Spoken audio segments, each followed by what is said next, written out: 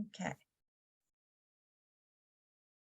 So I'll also have the chat up just in the event anyone um, wants to comment as I'm going through. And the way I'm going to try to do this, there we go. All right, so welcome everyone. Thank you so much for having me, and thank you, Isabel, for inviting me. It's really exciting to be able to join you all tonight. If there's anything you notice as I'm going through the presentation that you're not quite able to read or see what's going on, just indicate to me in the chat and I'll be able to provide like a visual description or to reread something if I was speaking too fast. So I'll have the chat up to keep an eye on that as well. And I'm just going to quickly play with my view. Just very quickly, I love your headphones. Thank you. They're my partners. I had to steal them. I wanted to. They're little, what they call, little kitty or something like that. Yes, little cat ears. Yeah. So I'll quickly introduce myself. I'm not sure how much Isabel has provided for details about who I am. My name's Jenna Albert. My pronouns are she, they, or in French, elle, il. I'm a queer poet, amateur drag queen, and community organizer living on the traditional unceded and unsurrendered territory of the Wolastoqiyik people with my partner and two cats who you may see running around in the background tonight. They love poetry, so they often sneak in to hear what I'm doing while I'm reading. My debut collection of poetry, Beck and Call, came out with Nightwood Editions in 2018 and won the New Brunswick Book Awards Fiddlehead Poetry Prize. And right now, I'm slowly working on a new collection of poetry called Malalaise. I also served a 2-year term as the City of Fredericton Poet Laureate from 2019 to 2020. So that's who I am. And I don't feel right doing a poetry workshop without sharing a piece of my own work. One, if I'm expecting folks to share their work with me and feel comfortable writing, it helps to see something from the person who's facilitating the workshop. So I do want to share a poem that I wrote. This is a newer one. It's called Floriography 1, and floriography is essentially the study of flowers. And just a content warning for this poem, it does talk about strained family relationships when it comes to queer identity, but otherwise there's nothing else that would be a content warning. Floriography 1. In the box of teacups is a cross stitch just shy of being finished.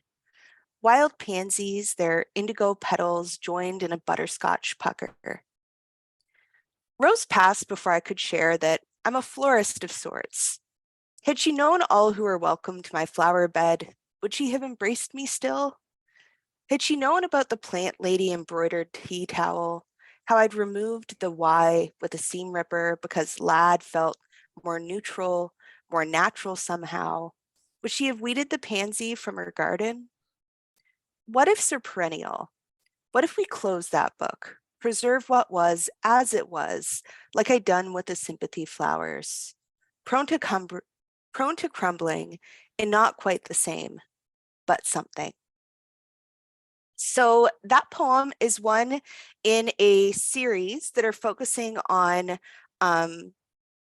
the connection between pride and queer identity in flowers. There's a lot of historically significant flowers for the LGBT community, such as lavender, pansies.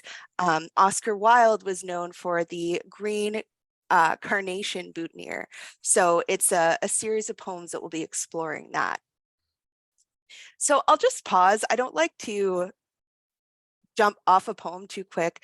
If anyone wants to talk about the poem at all or mentions an image they liked or ask a question, I'll just pause for that while I go to the next slide. So feel free to comment or ask a question. I'm just, it has nothing to do with the thing, but what you did was well. There's somebody here that's not able to come into the meeting. This doesn't show their video or anything. I'm not sure if they want their video, but they did put a shaking hand to grab my attention or someone's attention. Oh, I think they must have just got on. Is it Kathleen, perhaps, that was trying to get on? I can see you. Hi, me. Yeah, sorry. There we go. The link in our Facebook group is not working. The email link is Okay. great. But yeah, it said it's scheduled for December 7th. My son's birthday. Oh, so we put the wrong one up. Okay, let me go fix that. Yeah, I'll go everybody's in fix there that. That's now. me. It's always the same link number though. Should work.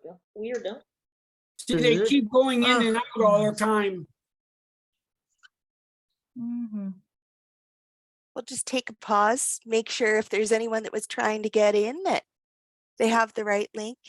You remember Shelley right on the corner in the green? Oh, yeah, yeah, I'm doing it right now. I'm on my way over there. Now I'm the only one here.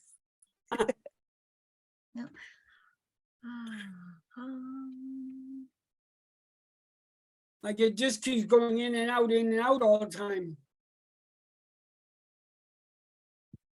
Technical difficulties. Yeah, technology, eh? When it Mhm. works, it's great. When it don't, it's a real pain in the, Yep. It sure can be. Yep. Anyways, I was gonna say, Jenna, I love the taking the Y off for the lad felt more comfortable. We talk a lot about that in our queer ASL course, because Oh, they're in the that's so process. exciting. They have developed new not new, but the community within the group are starting to do a lot more queer language. So instead of saying, father and mother, they might just go here for spouse, right? Okay. And things like that. So we're using the middle of the face to indicate that, or your sibling, your brother, sister, right? Instead of just doing sibling, you might do here to be gender neutral. So they're going to a lot more of that, but it's only in certain communities. It's not well known yet, but it's neat. As a mom of two girls who are gay, it's nice to see that so much more is happening, and so much more accepting, because I know how much more difficult their lives could be right now because of the society we live in. So A lot of people up here in Bathurst, they're not crazy about homosexuals. They can come amongst it. It's okay. yeah. They were picking on somebody that was homosexual. Well, you tell them come see Cax. I'll beat them. Yeah. Anyways, Yeah. I'm sorry. Anyway, what I did is I told them, I said, what you're doing is wrong. Yep. And I said, I will call the police on you if you don't stop. Way to And go, Robert. they refused to stop, and I have a very good rapport with the police here. And so anyway, I called the police, and one of the policemen that I know came, and I pulled him off to the side. I explained to him what happened and stuff like that. And the guy tried to deny it and all that stuff. And he said, he told him, he said, what you're doing is a criminal, and it also could be construed as a what they call that, A hate crime. Mm. a hate crime. Yes, thank you. Silly Yeah. enough. The brain works coordination. Yeah, could be construed as a hate crime. Mhm. Yeah.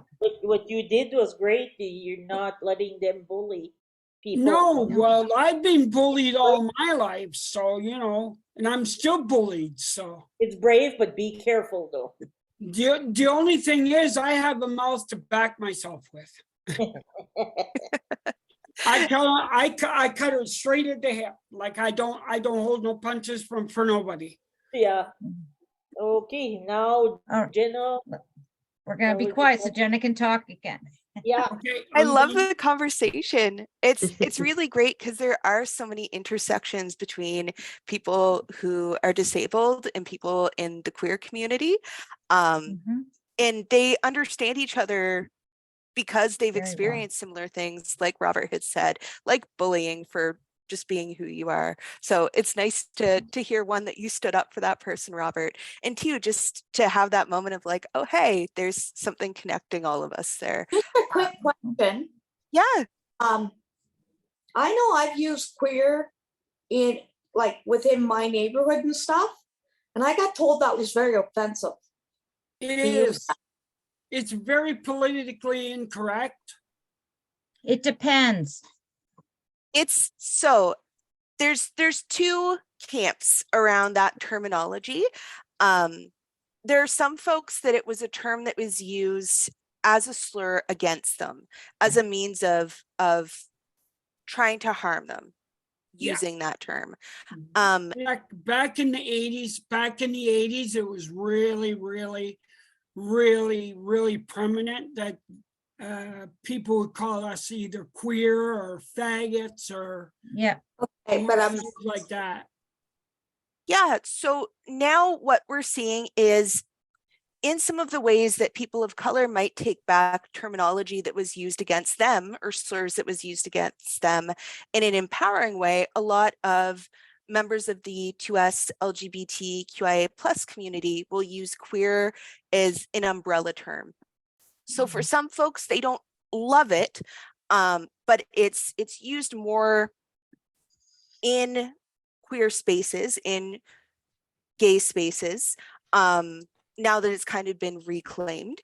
But what people tend to try and do is, if there is someone that feels uncomfortable with that term, they'll just avoid using it, and say the 2S LGBTQIA+ community, the gay community, a different term.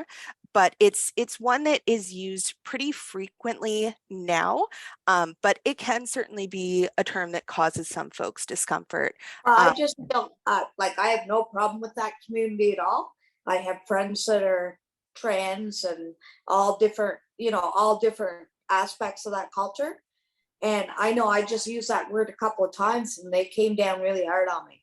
That's why I was wondering why it was used, right? So Yeah, sometimes it's a divide between older generations and younger generations. As Robert had mentioned, in the 80s, it was used more frequently as a slur then. Whereas for younger generations, especially where the acronym for being a member of the community is so long, they use it more as a quicker term, or a more easily accessible term. So it's something, if you know people are uncomfortable with it, you can just say the gay community, 2S LGBTQIA+ community, pride community as alternatives. But it's something you will probably see a lot of younger people use, especially. It's just, there's no right answer to the use of the term. And again, I compare it to some other slurs that have been taken back and used as terms of empowerment. Well, Not everyone's comfortable with it, but it's a way of taking a word that was used against you, and when you take it back, it's a means of empowerment. Oh, I think we have a question. Is it Claire? Claire's Go got ahead. her hand up. Yeah. It's not a question. I was just gonna say I identify as queer. Yeah. And it's something, again, like the terminology is still new. Even the acronym itself, we're constantly adding new elements or changing around the order. So for example, 2S for Two-Spirit used to be further down the acronym, but whereas we're on Indigenous land and Indigenous gay folks came before us, we moved that portion of the acronym to the front, as a means of respect, as a means of acknowledging that they were here first. So it's something that terminology is always kind of in progress. well, thank you for answering that. I appreciate it. Yeah. Well, Oh, and Claire, I think I you know- had another question.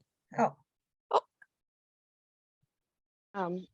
I also just wanted to add that I feel like queer has shifted to gender identity as opposed to sexual orientation as well. Definitely.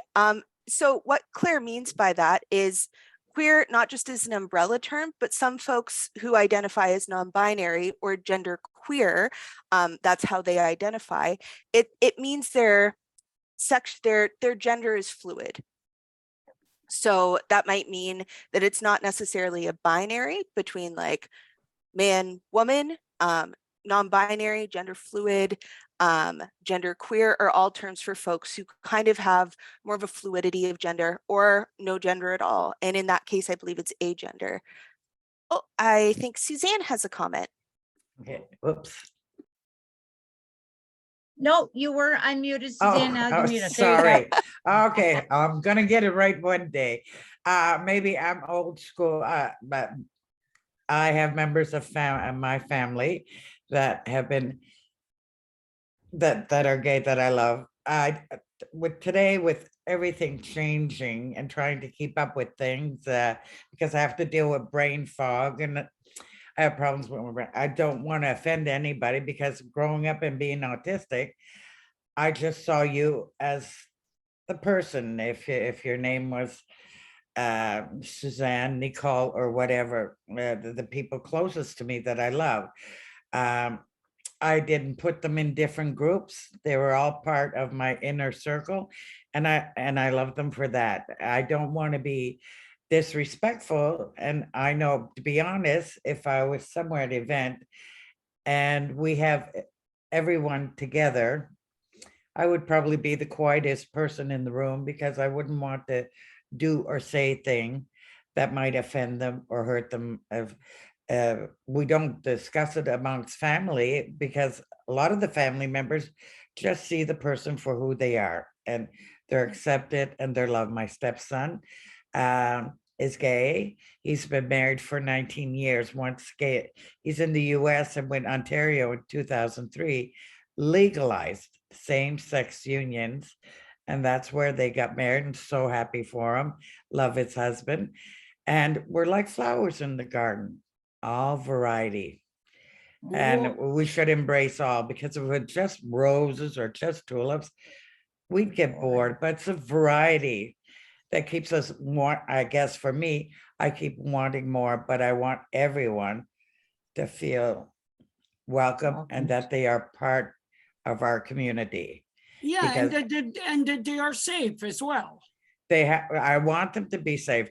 I don't like that. I grew up with bullying, and my son, I've seen others suffer from that.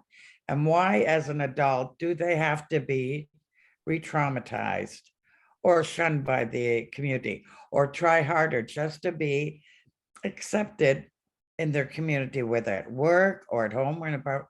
And that breaks my heart. That is so, so wrong. And that's why I'm like this. Yes, okay, yes. But I hope we keep pushing and that we all come together like flowers in the garden. We can coexist peacefully, because maybe one little plant needs a shade, and they'll have a tall plant growing beside them, provide them the shade. I just, like I said, I'm glad the way this is going, and I see it in the poetry, and I love that. I wish, well, I hope in my lifetime to see that we're more accepting, because one group of people, they're not better than the other. And I don't like situations where we're put apart in separate groups and we're not supposed to interact with anyone or that. I grew up with that in Quebec, being raised in the Catholic Church. During that time, the church and the government were together, and we weren't allowed to socialize with non-Catholics, especially being French. You weren't allowed to associate, let's say, Anglican or English, whatever. We weren't allowed, and I didn't like that. And during the separatist movement as well, the Quebec like the separatists and Well- the minorities, they didn't get along either. Why they didn't get along with their own families, that's a separate, that's an ugly part of Quebec that I don't support, or that, and I just want Yeah, because they wanted to split the country.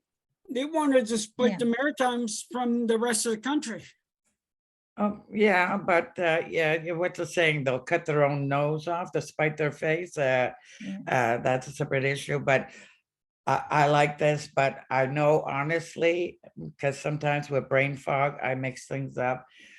I don't want, in my vocabulary, I don't want to use queer or gay. You're just a human being, just like I am, and we should all be equal all So the the great time. thing about poetry is that we can express ourselves anywhere we want within the context of writing.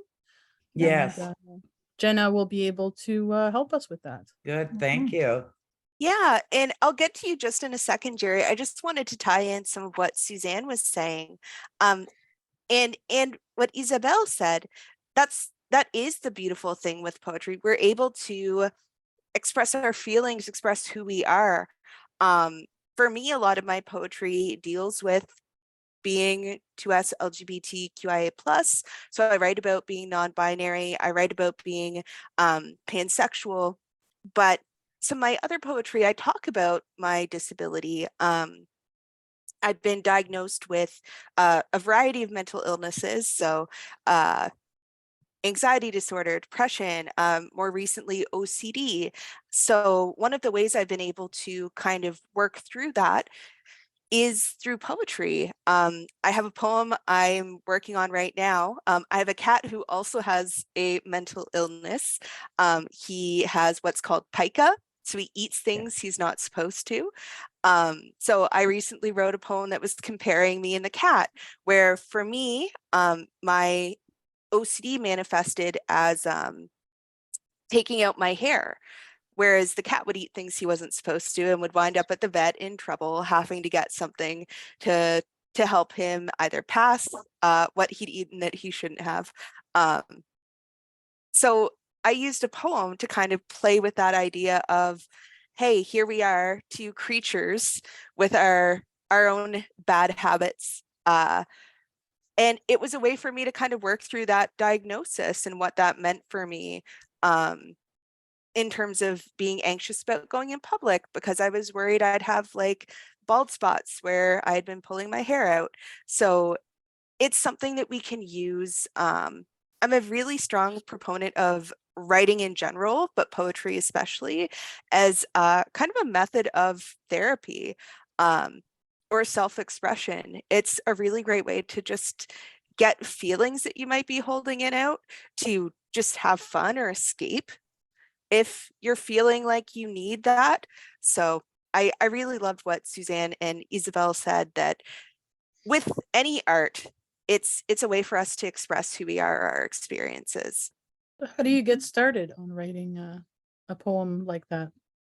So that one was really hard. I started a few months ago and I had the portion about my cat done, and that was the easy part to write because it was as a voyeur. The part about myself took longer to write. So I gave myself a break whenever I felt like I was getting emotional or like I was getting frustrated with the poem. I just pause, close the document, and go do something else for a bit. And sometimes I'd wait a week or longer to go back to the poem, but eventually got to the place where I felt comfortable with it. So when you're writing poetry or making art about subject matter that might be difficult for you to unpack, or experiences that are difficult, it's okay to pause and to take your time doing it. Sometimes there can be pressure with any art form, like, oh, you should pump this out in a day. You should have this done quickly. You shouldn't take too long. But with any artistic process, sometimes you'll have a poem that takes a long time to write. Sometimes you'll have a poem that you sit down and write in 10 minutes and you're really happy with it. So the artistic process can be different for everyone. But for me, sometimes, especially with those more difficult poems, I give it breath.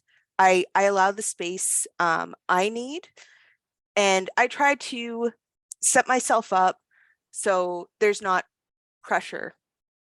Like Now, some art is like when you cook a fresh made turkey dinner and then you put it in the fridge and it has a chance to sit overnight, and then you heat it up the next day, it tastes just that much better.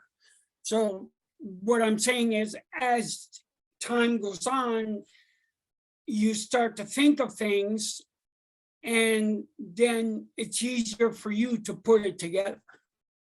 definitely. And you can always go back. If you have something, I also do embroidery. So sometimes I'd start an embroidery and I just get so frustrated with it, I'd need to set it aside for a little bit. And it doesn't mean I won't ever go back to it. Oh, I see. I can't see a name associated with your Zoom, but I see someone who had an embroidery up, which is really lovely.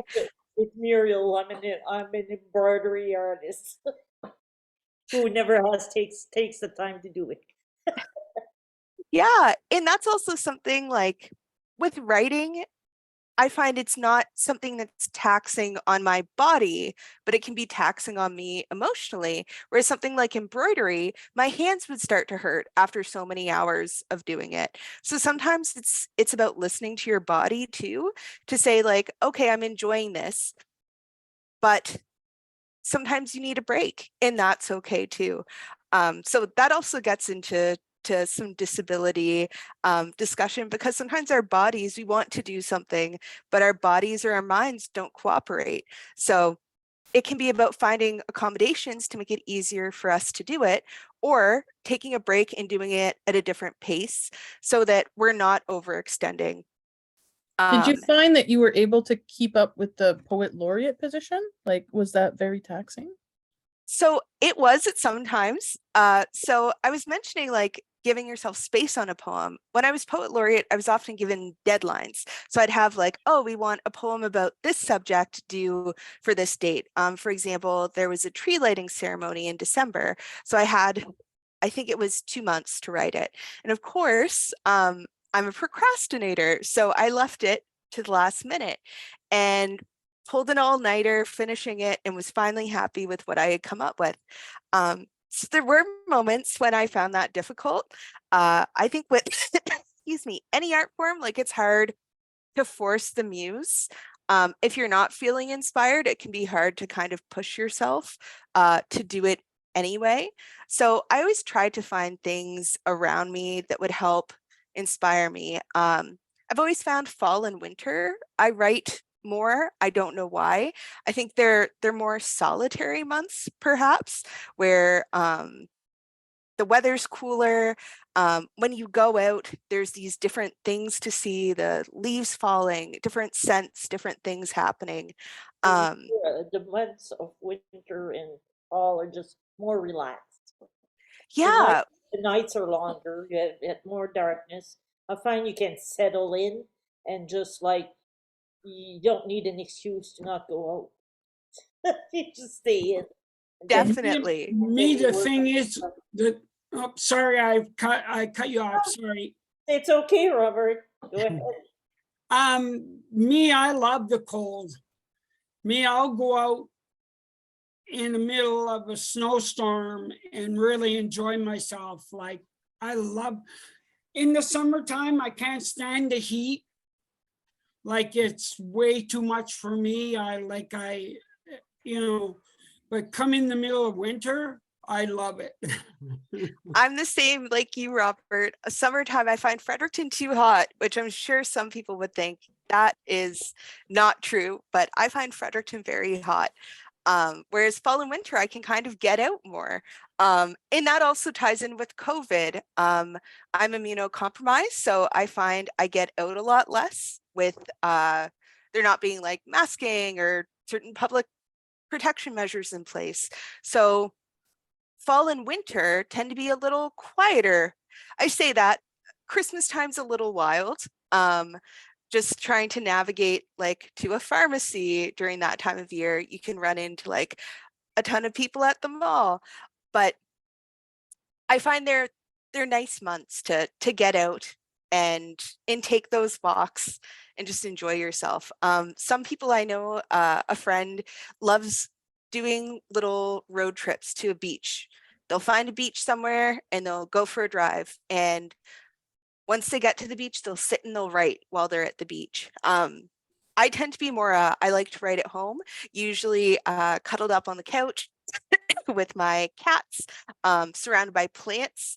I know there was a nature themed writing project yesterday for Nature NB, I believe. Yeah. Isabel can correct me if I'm wrong, No, but that's right. sometimes I'll like just look at the things around me, and that will inspire a poem. So like another book I like, a plant that has a really interesting leaf pattern. I've written poems about my cats. So sometimes it's finding inspiration in the things in your immediate surroundings. Sometimes it's going on an adventure to find new inspiration. I love going to the Beaverbrook and just looking at the different artwork. Oh, the art 'Cause- gallery. Yeah, sometimes that will inspire a poem, or even just walking around downtown and kind of people watching, you get ideas. So as Isabel said, like writing to those themes or those timelines was really hard. I managed to pull it off, but it's definitely easier when you have the space to just write when you feel inspired. What about when, if you were to go down to the provincial museum? So the museum is currently, I think they are in progress of moving. They just shut down the location in Market Square and have it in storage while Yeah. they seek a new location. So there's like smaller like city museums that are around. Like Fredericton has one. And there's a few like themed museums, like there's also King's Landing, but the actual provincial one, you can't go see the collection right now, unfortunately. My partner used to work for that department, so I know that they currently have it all tied up. But the whale, Delilah, is viewable, I believe, right now at the Huntsman Aquarium in St. Andrews. So she has a new home. They set her up there, which I think is pretty Whoa. cool. So, okay, that's cool. So you've identified places like where you would do your poetry and like things that might prompt you to write poetry, but what like makes the poem a poem? That's such a good question. So the definition of a poem is really loose. Like, excuse me, I'm just going to get a sip of water. There's different forms of poetry. And the next one I'm going to read for everyone is a sonnet. So there's traditional forms of sonnets that have like certain rhyme schemes, but the sonnet I'll be sharing is a sonnet just because it has 14 lines.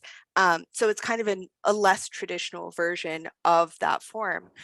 But poetry can come in all kinds of different forms and styles. It doesn't have to be written on a page. There's spoken word poetry, which is often performed just from the poet's memory. They might never write it down anywhere. There's poems that look like stories, where it reads like someone is sitting around a bonfire telling you an experience they had verbatim. So what makes a poem is kind of the person writing it deciding it's a poem. You're able to play with some of those forms like a sonnet, and do different things you want, but essentially it's a way of getting a story out. And again, oh, sorry, I think it was Isabel, go ahead. No, it was me. Like me, I'm working with the Neil Squire. I'm in the process of building a website, Covered Bridges website. That's so cool. Yeah. I think just that lately, like I said, I've been not feeling well, like both mentally and physically. And my teacher has been very, very, very helpful with that. She's a good ear. okay, to listen. And I think that that was very nice of her to do that. So a lot of the time that her and I have done the chorus, we've been doing more emotional for me than the chorus. So I think that was very nice of her, and I really appreciate her for that. So now I did some working on the chorus there earlier, and yeah, getting ready for Monday. So That's so exciting. I love to hear that. Is it Covered Bridges in New Brunswick? yeah, Covered Bridges of New Brunswick. That's why I'm called the Covered Bridge Man of Albert County. I love that. And that's what's so exciting about, again, poetry. It's a storytelling form, and it doesn't have to be relegated just to a page.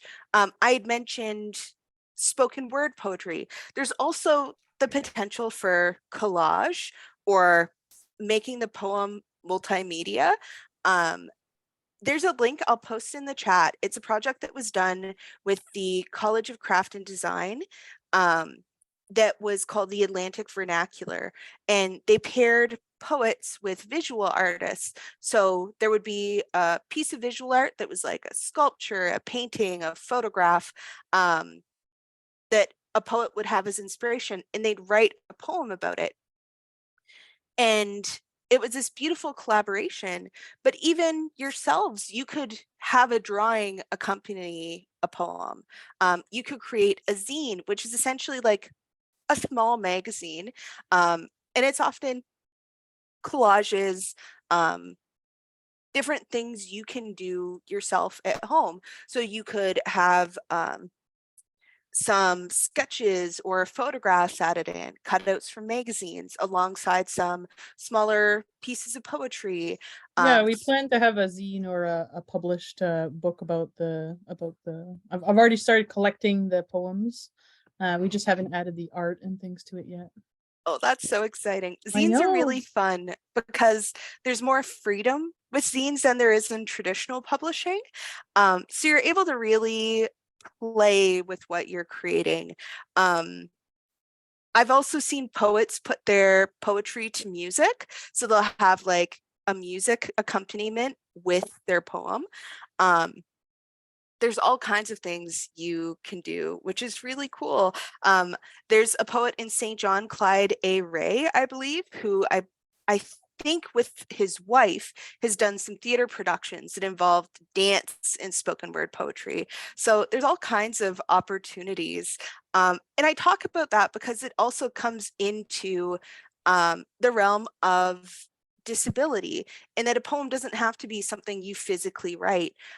When you're creating a poem, you can record it on your phone, on a different device, and speak the poem out. You don't have to physically write it. So there's a lot of different ways that you can create poetry that isn't necessarily sitting down with a pen and piece of paper. One of the things I find helps me when I'm writing is having it in a Word document, because I like to move things around on the page. So I might have a line earlier up that I decide, oh, I'd actually like that to end the poem. So I find it's a bit easier to do that than in a notebook. Oh, I think there's a question. Dan, go ahead. Yeah, I kind of missed probably a page or two. I just got in. Did I miss anything? Not too much, Dan. We were just, I had read this poem and we were just discussing some of the inspiration that we have when we're writing poetry, Okay.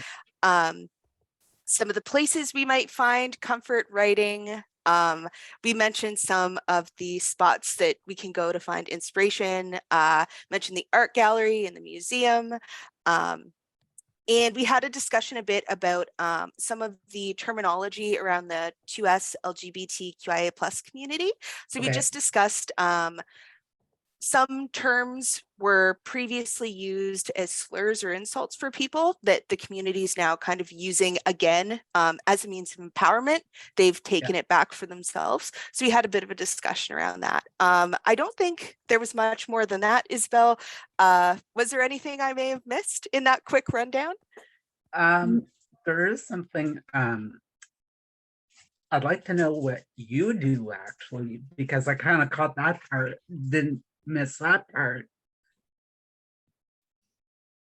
Yeah, so I am a poet and a community organizer.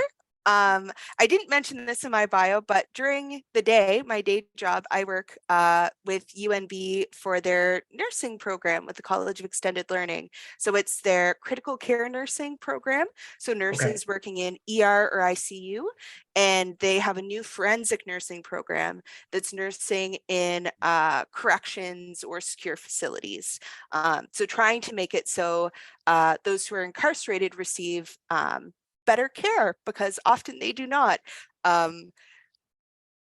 that's my day Especially job. those with disabilities.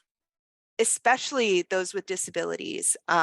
It's terrible what happens in corrections. And this program, it's been really exciting to see how nurses can start really being the instigators of change in those kind of situations. One of our nurses that's involved is an abolitionist, so it's really cool to have her on board, because she's working towards eventually seeing the prison complex no longer be what it is. Oh, I see a question in the chat from Suzanne. You were talking about L. Jones there before? It's a good one. But the why. Oh, yes. So just before I get to Suzanne's comment, L. Jones was in Fredericton earlier this week. I believe it was Tuesday. She has a new collection out that's abolitionist intimacies. Elle is a spoken word poet, I believe a former Halifax poet laureate. So I'll also link that in the chat as well. So I had mentioned the Atlantic Vernacular Project, which is really cool. There's poetry in numerous languages. You're able to see the visual art that inspired the poem, and you can hear the poet read the poem out themselves. So it's really user-friendly. And there's poetry in French, Mi'kmaq, English, Spanish, and I believe there was a Woolastoq poem as well. So it's a really cool interactive website. And should be relatively accessible. They really made sure to make it so you could hear a poem if you weren't able to read it. So that's a really cool resource just to go and read some poetry by, it's all poets and artists from across the Atlantic provinces. So Nova Scotia, New Brunswick, PEI, and Newfoundland. I found it was really interesting too, is that even people that are hard of hearing that do poetry and sign language, that's very fascinating. Yeah, and because they have this unique, all that, the signs and stuff because I do sign language too, and it's very fascinating the way they put stuff together. You mean like what's his name that passed away not too long ago? Oh, what was his name? He used to ride on the bus all the time.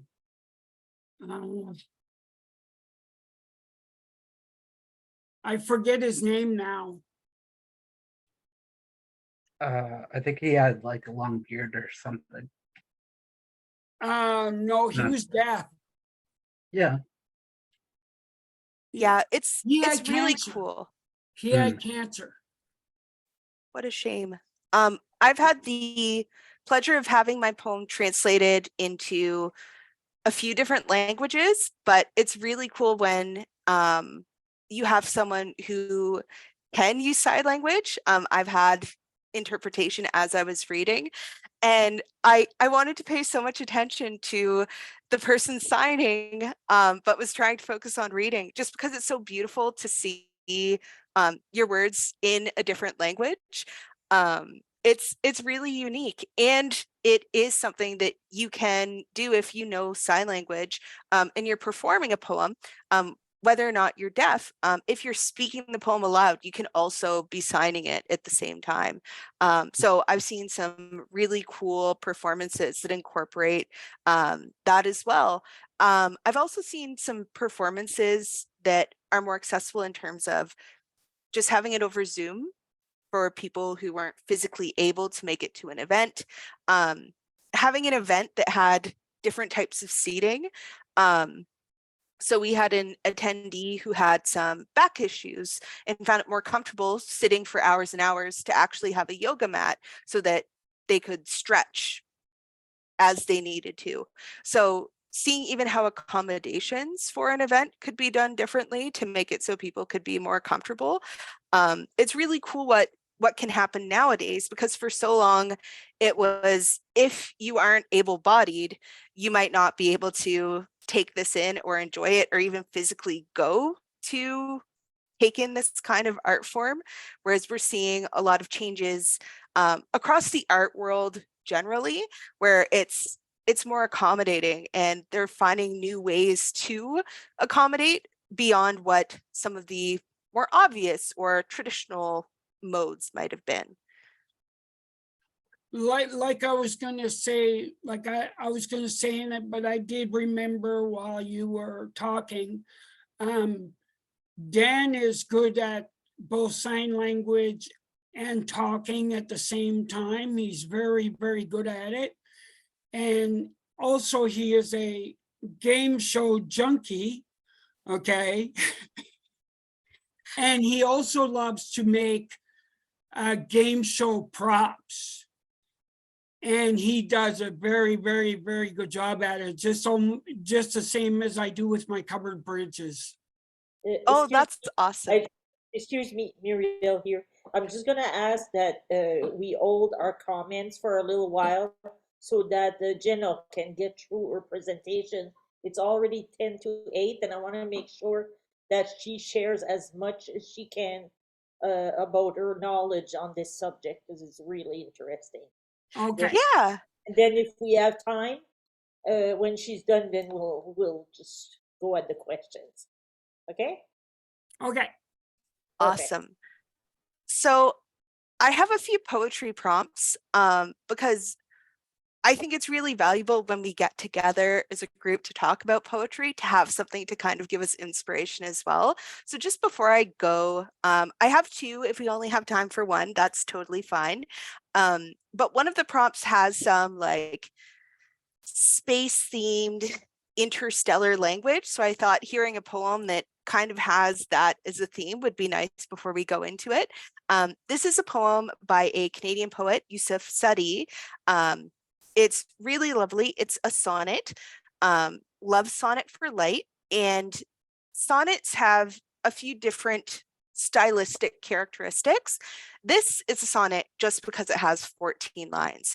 But there's Shakespearean sonnets or Petrarchan sonnets that have like really strict rhyme schemes, strict meter. So this is a more contemporary modern sonnet. And Yusuf's collection of poetry is absolutely beautiful. It's called Pluviophile. I'll pop that in the chat.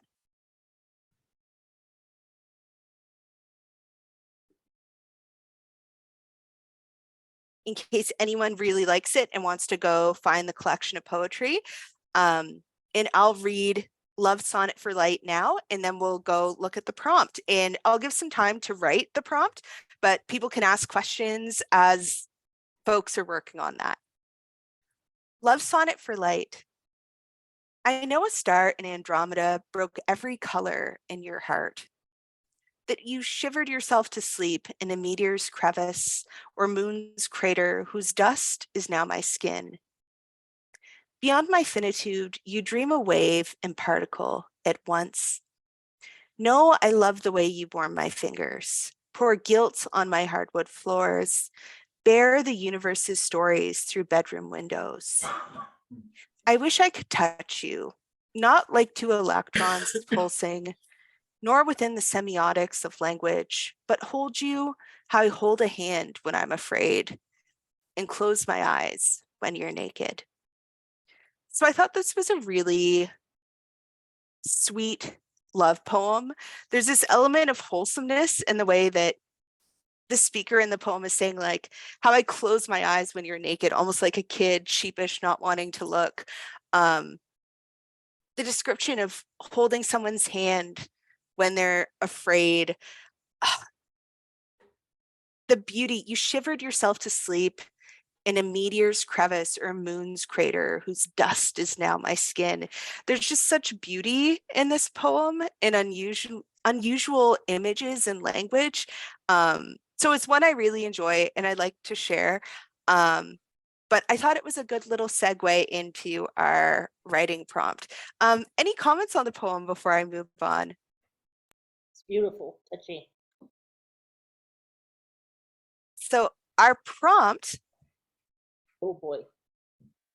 is a fun one.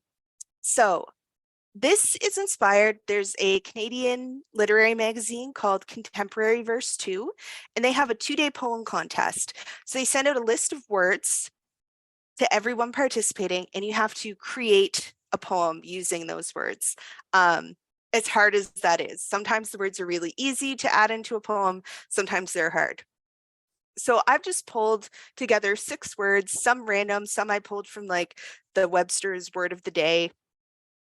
And we'll have, we're at just shy of 8 o'clock. We'll take to like 8:10. That gives us 15 minutes to work on this prompt. So what you'll be doing is taking these 6 words. So I'll read them out. The first word's November, as in the month. The second word is velour, which is like a type of fabric or a texture that would be really soft and velvety. The third word is patina. Patina is the dark film that starts to develop on brass or Copper. different statues as it oxidizes, as it's exposed to moist air. It can also be described as anything that gets a dark film over it would have a patina that would develop. The fourth is a color or gem, emerald.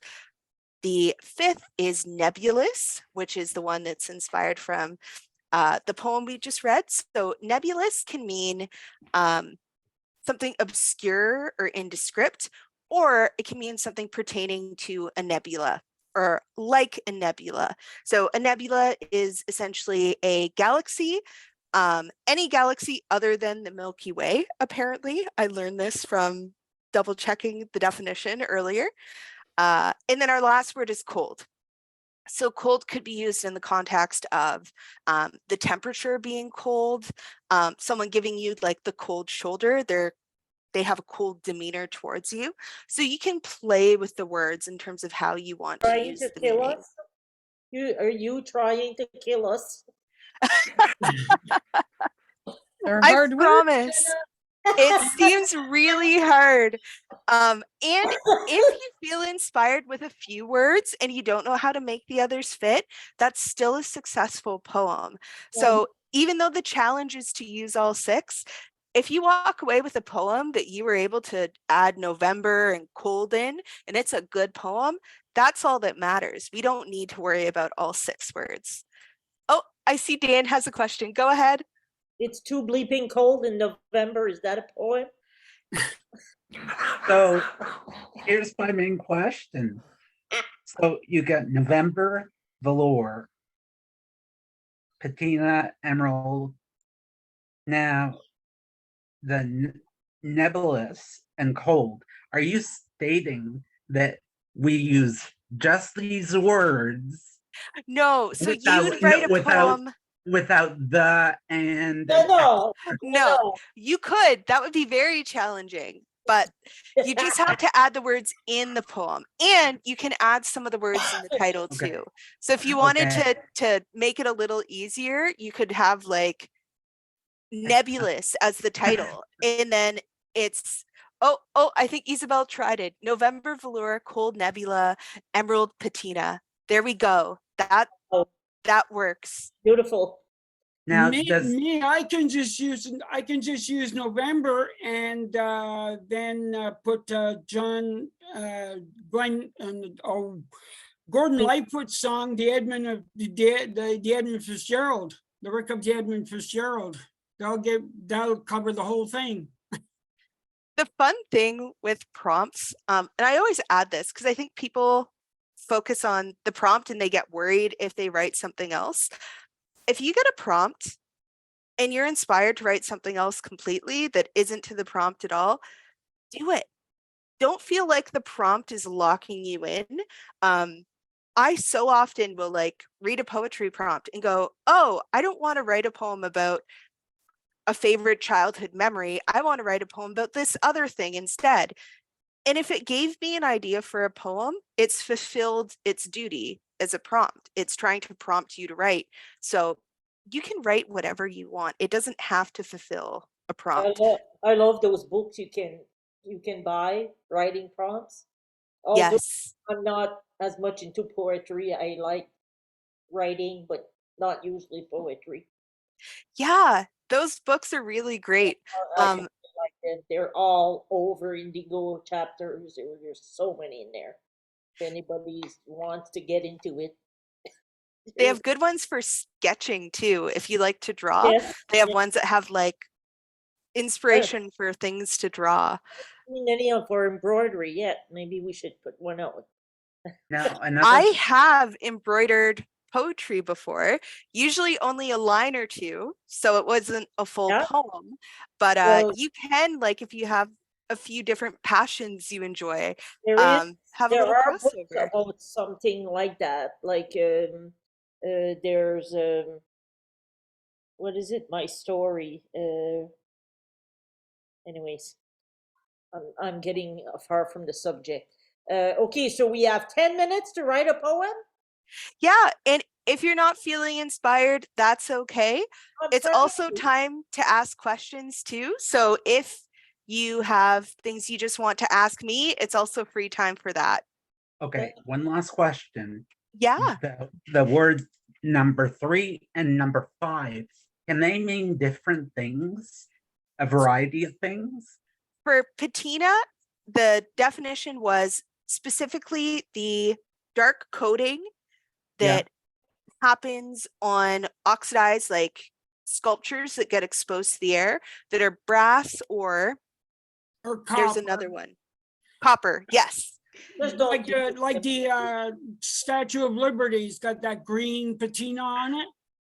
So that's Okay. what a patina is. It can Okay. also be anything that develops a dark film on it. So Yeah, you like could like brass. use patina in a really creative way where maybe you describe something that's been sitting in the back of the fridge for a little too long, so long that it's developed a patina of mold. Okay. So you can play with the word a little. Yeah, well, let's try this. Okay. Let's try this. Let's just all mute ourselves and mute Jenna her, and then Jenna's gonna mute herself, and we're all gonna give it a try. We don't have to use all 6 words. Just, geez, I wish Carly was here. Yeah. Carly is a very creative writer. She often talks in Carlyisms, we call it. So yeah, okay. So we're all gonna mute ourselves. Just use either a pen, pencil, or your computer. Try not to get disconnected because we're all gonna come back at 8:10. 10. 8:10. 1, 2, 3, mute.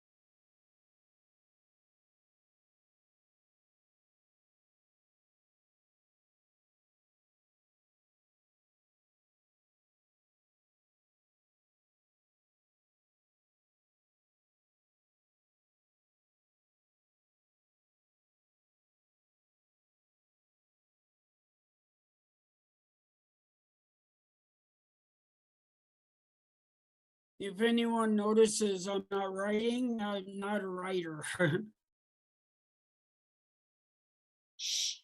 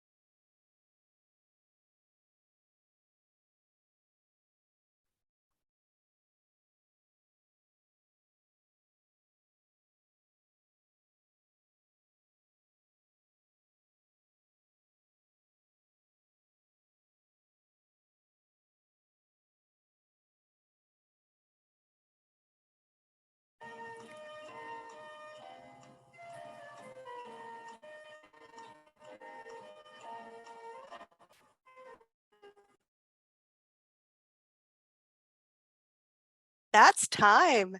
What was with the Jeopardy? Okay, I just started laughing at that. Thanks for whoever did it. I think it was Robert. Somebody asked about the Jeopardy Think song, so I figured I'd put it on, and somebody muted me toward the end. That was me. In case somebody was still writing. You're not supposed to do that. I'm the boss. Yeah. Oh, it looks like Jessica wrote 2 poems. That's amazing. I didn't even think about writing more. So just take a pause, and how do people find that exercise? Did you like it? Did you find it gave you something to write about? Did you find you were stuck? But I didn't get very far.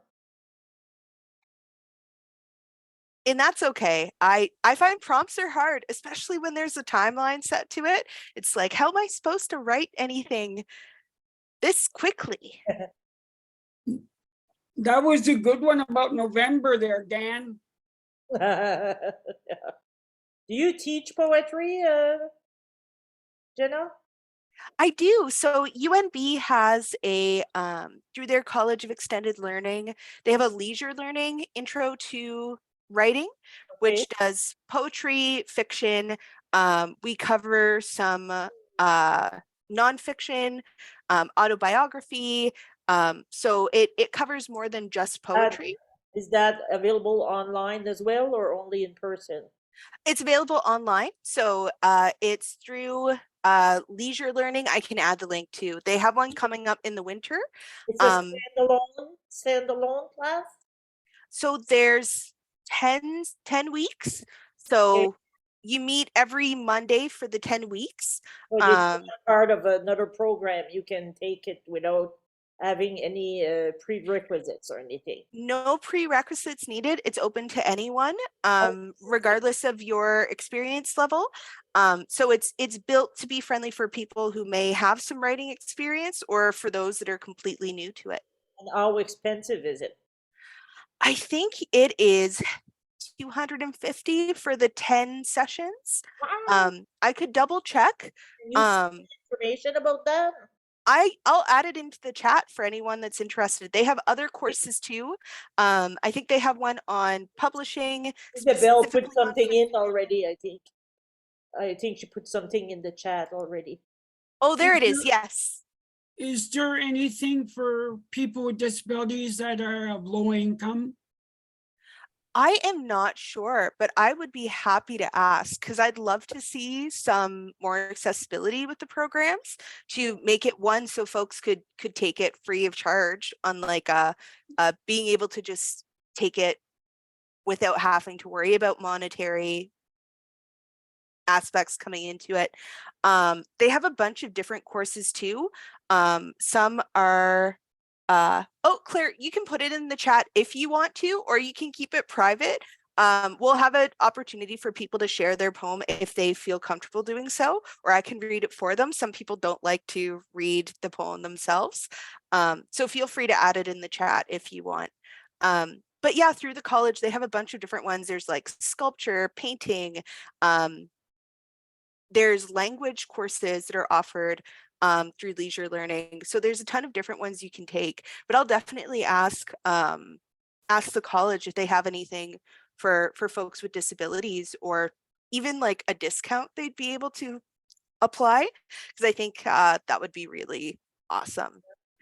Because really what I would like to do is I would like to teach about covered bridges. Yeah, and I know they do offer different things. I'm not sure if they'd have anything specific to that, but they do have an Acadian culture course that they do that's really cool, so I wouldn't be shocked. And it's all that the information from the link that Isabel had posted would have all the offerings and the contact information for everyone involved.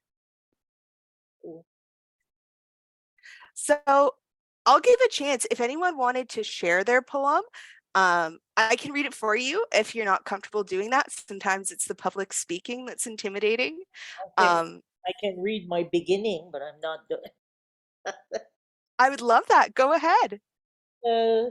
Like the cold November rain, the stare of your emerald eyes immobilizes me. I turn to stone and my heart feels heavy like the patina on a structure of times past. That's all I got. I really like that. I love how you use patina Oh. too. I thought that was Dan that wrote that. No, because I didn't put it in the chat. Oh, okay, because there was one that said November, something November. So it's November. Yeah, there was another one with a bunch of Novembers in it. I thought it was you, but I guess it was Dan. No, that one wasn't mine. Just did one. Okay, that was Dan Roby's show then. Yeah. It's cool to see where everyone puts the words because everyone has kind of a different place that they pop them.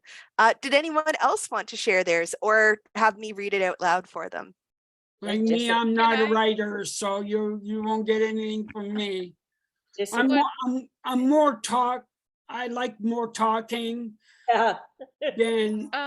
Would I be able to share mine? Yes, please, Jessica. I want to hear you. Okay, I did too. I actually edited the first one within that 10 minutes as well. So I have a better updated version of it. So the first one is, in the cold of November, a patina of glistening frost covers my window. The velour of a new fallen snow blanketing the ground. The once vibrant emerald leaves crunch beneath tired shoes on silent sidewalks. The nebulous winter has come. Love it. Oh, Thank you. that's so good. Awesome. Awesome, So good. Jessica. So I have a second one if you'd like to hear it. Yes. Please do. So November, 2 seconds to go until Christmas. The patina of our emerald hearts caked on. Cracks off. We burst into care once again. A nebulous season, as fake as a pair of velour pants. We should just wear our care year round, our hearts on our sleeves. Love it. Oh, I love that. Second Thank one you. is better, That's very Jessica. Cool, I nice. love it. Jessica That's can do awesome. anything. I swear to God. So Kathleen and Suzanne have asked me to read theirs, so I'll read Kathleen's first. I'm just scrolling up to it. Thank you all for being so willing to share. I love when we're able to share and hear poetry. Yeah. So Kathleen's poem's also in the chat if you wanted to read along. Yeah. I have it. In the cold November solitude, I find myself in a nebulous-like meditation. Envisioning an emerald velour landscape, my mind wanders and explores. As I come back to myself, I experience the grounds dissipating into a patina-like glow, falling back into myself with rejuvenated gratitude. Oh, that's so beautiful, Kathleen. That is. That's What so phenomenal poems. And you folks were saying this was hard. You're blowing me away. Next is for some people it comes just like that, but for me it doesn't work. Yeah, we don't have all the same talents. I can't build a bridge like you can. Trust me. It's a covered bridge, not a bridge. Yes. See, I can't even name it. Okay, Suzanne's now. Yeah, and Suzanne's is also in the chat. Yeah. I went for a walk on a cold November night. The grass below my feet had lost its emerald color. As I pulled my velour scarf around my neck, I looked up at the sky. I noticed the moon in its craters. They were different sizes, and the different colors reminded me of a patina finish on a copper vase that stood the test of time. All of a sudden, I realized that this represented my life. This is when I am in the circle of life. Then I wondered, if I were in the Andromeda galaxy, could I restart my nebulous life? Oh, these are so good. So good. Absolutely amazing. Doesn't Claire have one? Didn't she say she had one? I think she does, but if she's comfortable sharing, that's totally okay. Okay. I'll Yeah, just give a pause. Oh, go ahead, Claire. Oh no, it's okay. It's okay if you want to keep going or whatever. Okay. Did anyone else want to share? I'll read mine. Okay. Yes. Okay, so it goes, November, November. How cold is November? And I went fast, but I forgot to add a few things. So if I add a few things, it goes like it. November, November. How cold is a cold November winter's night? From winter cold to cold shiver. How do I live in a cold winter's night? That's how it was supposed to go. That's great. It's so good. I love the repetition, Like Dan. my friend Christian Roy, he is a poet, and he wrote like 3 books. And I started to get involved in poetry, and apparently I write French poetry and English poetry, but it's been a long time. So I went to a poetry reading, and that's how I got kind of like the, you know, how you get the, and I asked him, I said, does poetry have to like rhyme or anything? And he said, no, he's here, whatever's on your mind or whatever you write down. It was wonderful, Danny. Thank you. I You're want welcome. Claire to have time to read hers. She wants to read it herself Yeah. as well. So we're already 8:20. This has been a wonderful coffee chat. Claire, can you please share yours? Yeah, sure. I thought I was sorry, I got confused. I'm nervous now. Do you need? Just take your time. Yeah, I just need a breath. Just 1 second. No problem. I'll read Shelley's while Claire gets ready. Yes, good idea. Just scrolling up. Shelley's is also in the chat. It was a cold November morning as I sat on my deck, trying to eradicate the chill from my weary old bones with some coffee so smooth it tasted like velour. The sun was slowly peeking its way through the remaining leaves. The dew on the trees was shining like emeralds as a form of nebulous elegance, especially in comparison to the patina-like barking snarling the trunks nearby. Oh, that's so, so good. Thank you so much for sharing, Shelley. She's kind of just on and off because she had her mom is having a hard time and she's on the phone with her mom. Oh, no problem at all. Claire, are you comfortable going? No pressure if you'd rather not go. That's totally okay. Or I could read it for you if you'd like.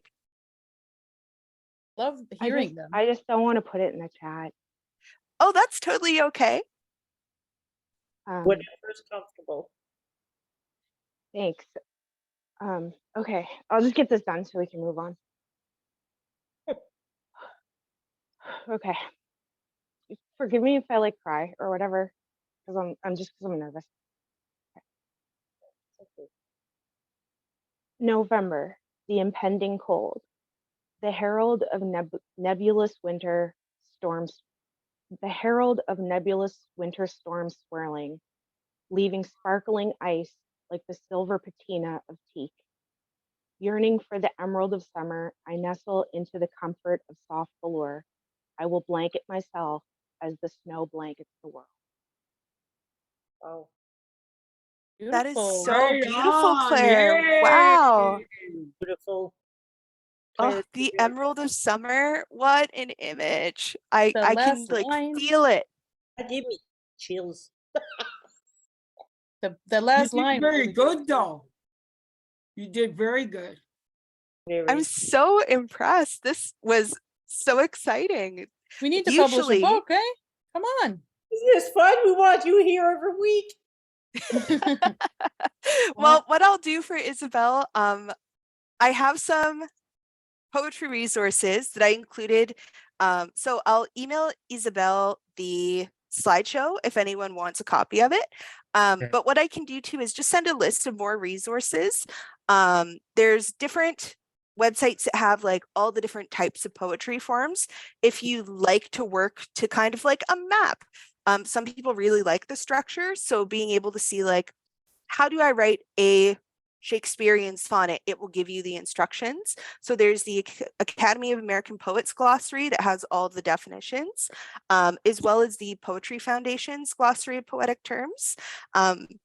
The poetry contest I mentioned happens every April, the Contemporary Verse CV2 two-day poetry contest. I linked them as well. So you pay to enter, you receive the words by email, and then you have 2 days to write a poem using all the words. I think it's That's usually crazy. 10. It's really fun to do. It's hard. Their words are a lot harder than what mine were. Whoa. But it's a lot of fun. So what are usually the prizes for the contest? So I think the first one, I can't remember off the top of my head, but it's a monetary prize. So I think like first prize is like 500, second prize is 250, and then you get published in the magazine. So I can double check what the actual prize is. And when you pay to enter, you get a free year subscription to the magazine. So even if you don't win, your money didn't totally get lost because you get a magazine in the mail every couple months. That's fairly common, that you pay for poetry, like for an entry fee for contests? Yeah, for contests, there's an entry fee, but for most to like submit to a general call, you shouldn't have to pay to just send your poetry in. Okay. So if it's like a contest, like CBC does a poetry contest, I think it's $30 to enter. But if you were to submit to like the Fiddlehead, and in not their contest, just a regular issue of the Fiddlehead, you don't have to pay to submit your work. So how much is this contest here? That one, I'm trying to remember. I think it was like $25. Let me just see if I can pop up the link here, if it will let me. So 2 days, 10 words, 1 poem.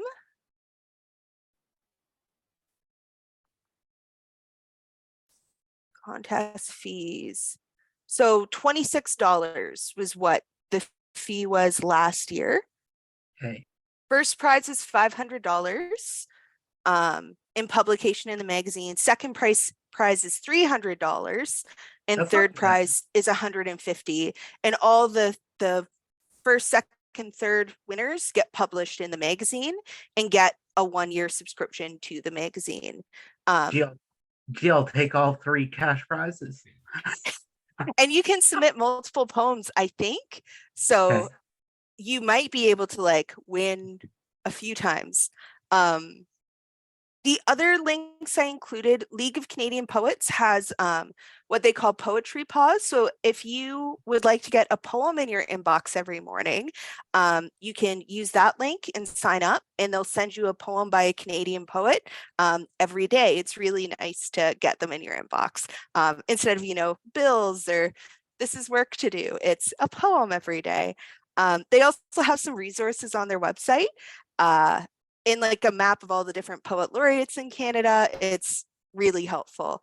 And then Poetry and Voice, the very last one, they are a project that was set up targeting school children, but has since kind of expanded to just be a free poetry resource. That's where I have found some prompts for my classes before. The second prompt we would have done tonight, I had pulled from there. So if you like writing prompts in general, those can be found on the website. There's tons of poems you can read there for free. They have audio recordings of the poets reading the poems, some interpretation of the poems. So it's a really great resource for like adults, their kids, if you wanted to like share poetry with someone else in your life. It's an amazing resource. Any other questions about those resources or any other ones that might be helpful? I'm curious, like, how do you refine your poem? So say I write a poem and then I'm like, how do I make this kind of better? How would I do to workshop this this idea, for example? So when I get to kind of that point where a poem is done, where I feel like the initial writing of it is done, and it's time to kind of polish it up or get it to a point where I might consider it publishable, where I'd send it out to a magazine. I have a group of writers that meet once a month that just get together on Zoom and kind of share their poems and workshop them as a group. That can be really helpful. There's some local groups that are active, and there's one we're trying to start that's a group of 2S LGBTQIA plus poets. But if setting up a workshop would be something helpful, I'd be more than happy to help do that. Workshopping is really nice because sometimes you get stuck, or there's a part in the poem where you're like, I don't know what to do with this.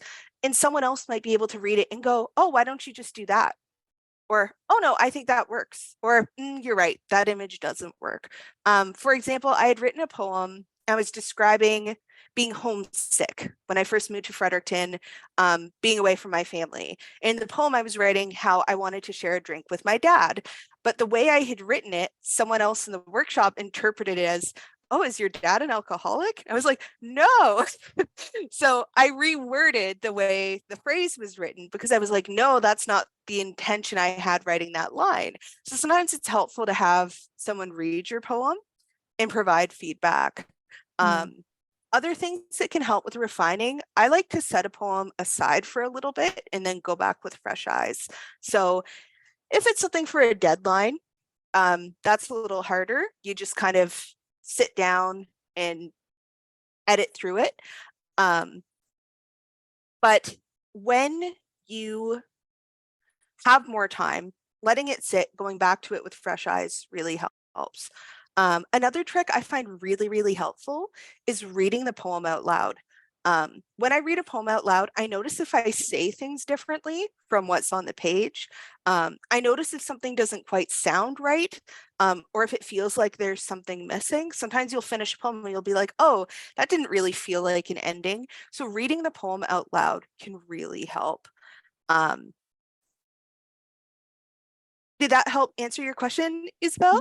Yeah. Like I do like I'm in a jury for evaluating some artwork at the moment, and I'm like, I wonder how do they evaluate like a good poem? Like what are we looking for? Like emotion, rhythm, like I'm not familiar enough with the medium to be like what makes a poem like, oh yeah, I need to, if I'm reading a poem, like it's missing something, but I don't know what to kind of look for. Like you mentioned imagery. I'm sure there's other stuff. Like sometimes I feel like when I'm writing a poem, it sounds like I'm just trying to rhyme every line and it's like, oh, this is cheesy and I don't like it. You know what I mean? Like a little bit of rhyme is fine, but like, Yeah. It's so true. And it's so subjective. So I always remind myself, I don't love every movie I've ever seen. And some movies that people adore, I'm like, not my thing. So poetry or any art form falls into that category. It might not be your cup of tea, and that's okay. But sometimes you can still appreciate it and recognize it as good, even if it's not to your liking. Whenever I've juried or judged poetry, it usually comes down to just how the poem gets across what it's trying to get across. So if it's a love poem, am I getting that feeling from the poem? If it's using a metaphor, is it using it effectively? Is it doing something different or new that I haven't encountered before? So it's really subjective. The other thing with contests is sometimes I'll pick and choose which contests I enter based on who's judging. So instead of spending $30 on a contest that I know the judge historically doesn't like the type of poetry I write, I'll pick a contest that I know the judge is better versed in, for example, prose poetry. So I write a lot of poems that are kind of almost like paragraphs. They read more like stories. So I might pick a contest or a magazine that publishes more poetry like what I'm creating. Same with the magazines just submitting in general. There's magazines that are specifically for 2S LGBTQIA plus poets. So that's magazine I can send my work to and know that there's someone who understands my experience reading the submission. There's magazines that are tailored to people of certain races or identities. Rice Paper is one that's all Asian Canadian writers, for example. Plenitude is another 2S LGBTQIA plus exclusively magazine. So they only take submissions from people who identify as part of that community. So you can definitely kind of pick and choose if you're on like someone submitting end, you can choose where you send things out to based on whether you like what they're putting out in the world or whether you think they'd like what you're writing. There's some magazines that I'm sure they'd look at my poetry and be like, not our thing. Often I cuss and it's sometimes vulgar and it's pretty gay and often very funny. So I try to find magazines that fit the things I'm writing. And I think that goes for any art form. It can help that Yeah, way. that makes sense. Yeah. Sure, yeah. This has been so interesting, and we have to start thinking about wrapping up now. Okay, can I say well, something it was before just- you? Oops, I heard something. Yeah, I it's also me. have one last question as well. Okay, Okay, Jessica, go. okay. Jessica, go. I was wondering if Jenna, if you've ever tried using different like in terms of rhythm for poetry, if you've ever tried using different time signatures as like in music as a tool for rhythm. Oh, that's so cool. I have not used different time signatures in music. I have sang in a poem. So sometimes I'll use song lyrics in a poem. I'm trying to remember which one it was. Oh, I wrote a poem about my Acadian family and I referenced the song Alouette, gentille Alouette. So when I read the poem, I actually sing that line when I'm reading the poem out loud. So with rhythm, sometimes you can like mimic a song, but using time signatures or music signatures is a really cool idea. Oh, I see Jerry has a question. Go ahead. Finally. No, I'm joking. You had your hand up. I didn't see it. I had it up I put it up a long time ago, and then the conversation just carried on, and I just I'm a patient person, so it doesn't matter. Isabel, can you post all the resources that Jenna's talking about on our writer's block of group? course. That's the plan. Perfect. And Jenna, if you would like to join our writer's block group, that would be greatly appreciated, because then, we're all inspiring, to write something. It started like a week ago. Basically, I came up with the idea. I came up with it. Basically, I've looked up writing prompts on the internet, and I kind of got like this whole list of different writing prompts and whatnot. But the first one was for Thanksgiving. If you could have anyone over, who would it be? And so then there's some really good poems that are in there. Yeah, so if you know anyone that would like to join it as well, it's open to everyone and anyone. So yeah, I just thought I'd sell myself on that one. Yeah, I like love this that. this residency of mine is ending, Jenna. So what I'm gonna do is talk, because it seems like there's a lot of interest in writing. So we might be able to create this residency again. And Yeah. if you want to do that, or if I can host it and then have you as a guest and occasionally host things and occasionally host other guests, we could do it that way too. But that's the plan. So anyway. I'm down. And if you need anything, referrals, a letter of this is exceptional, we need more of this. Give Isabel all your money to make more of these happen. Pretty much, yeah. Let me know, because yeah, we gotta get you paid, girl. Gotta get you paid. That's wonderful. So, okay, Jerry, your hand's still up, but I think it's just that it wasn't brought down, huh? Yeah, I'm just a little slow. Okay, we're gonna have to wrap up. I have one more thing. Once everybody has gone except for Dan, after everybody's left but Dan, okay, I just want to say something to Dan, so I would like you to turn the record off. Well, it's not doable because I'll always be here because I'm the chair. count. If Oh, I yes, leave, the host. if I leave, Okay, it- okay just- then. just contact Dan on Messenger or Can by, I ask one quick question? yes. Oh, yeah. What I want to know is, do you guys do anything in the literacy part? Like adults that have trouble reading and writing?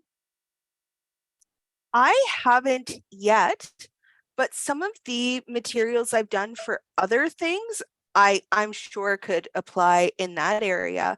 I know there is an organization, and their name's escaping me, that focuses specifically on adult literacy, and poetry is a really great way to get into it because there are so many like audio resources too, that you can listen and read along. That's so helpful.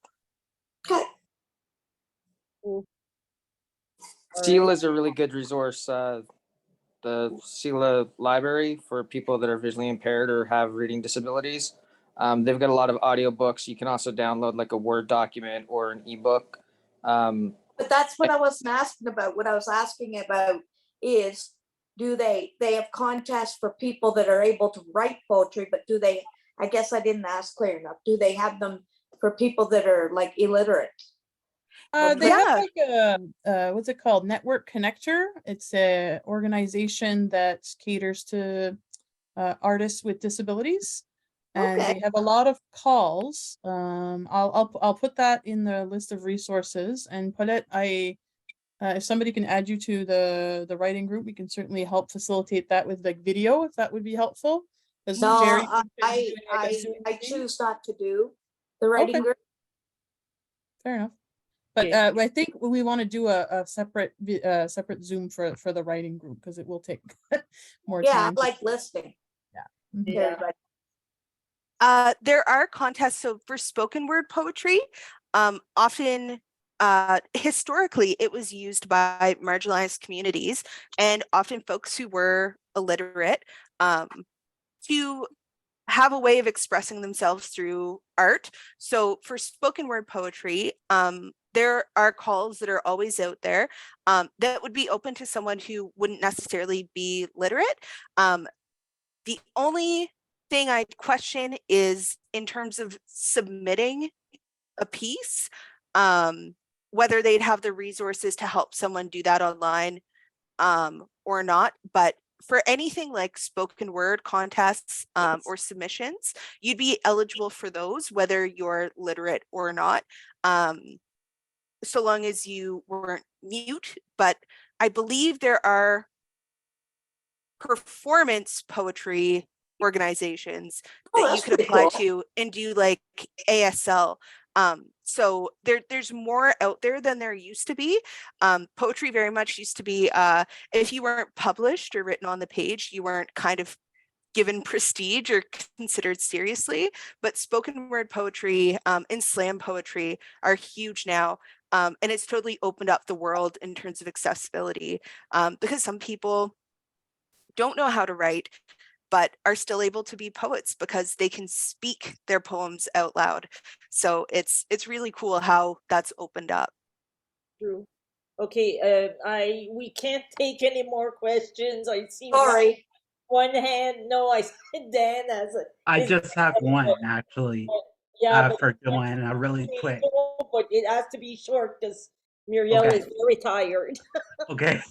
Okay. So Joanna, one quick question I do have. One, do I see a lot of things like poetry in the paper? And for the voice poetry part, like the poetry in voice, how far back does poetry go and what did they use it for? So That's not a short question.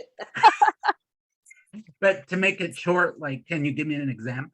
yeah, so spoken word poetry is kind of like, since the start of time, our ways of storytelling originated through song, through telling stories, through poems often. So oral storytelling, with a lot of Indigenous folks would have kind of been where spoken word originated. Then once we started having literacy more broadly with the invention of the printing press, public school systems that enabled more people to read and write, it got out of fashion. It kind of had a resurgence when marginalized communities, particularly Black communities, would start to speak their poetry out loud. And spoken word poetry has roots in rap, in song. So if you listen to some spoken word poetry online, you'll see a lot of similarities between rap music, for example. Yeah.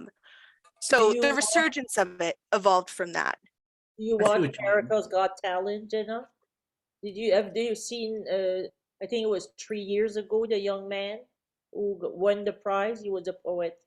I don't think I saw that one, but I'm sure I've heard of it. And there is a local spoken word poetry.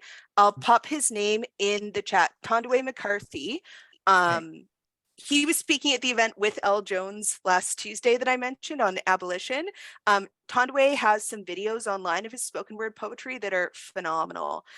And there's tons of resources. The League of Canadian Poets on weekends, when they send out their daily poem, they have spoken word poetry videos on weekends. So if you like spoken word poetry, you can listen to some through that like subscription on weekends. Sounds good, Jenna. Thanks. Okay. All right. So thank you so much, Jenna. And I encourage everybody to, write on your own or create your own little groups with friends, 2, 3 people, share prompts and practice what the advice that Jenna has given us. It's been great. Isabel will talk. We'll talk again. Because I know this was supposed to be your last one, but we'll see if you get something in mind. I'll finish off the year in December. Don't worry. Yeah. Okay. All right. So thank you very much, everybody. Dan, if you're still on, if you still remember my phone number, could you please call me? Yeah, sure. Thank you. I appreciate that. All right. Good night, Be safe. everybody. Be safe, Night. everyone. Bye. You too. Bye.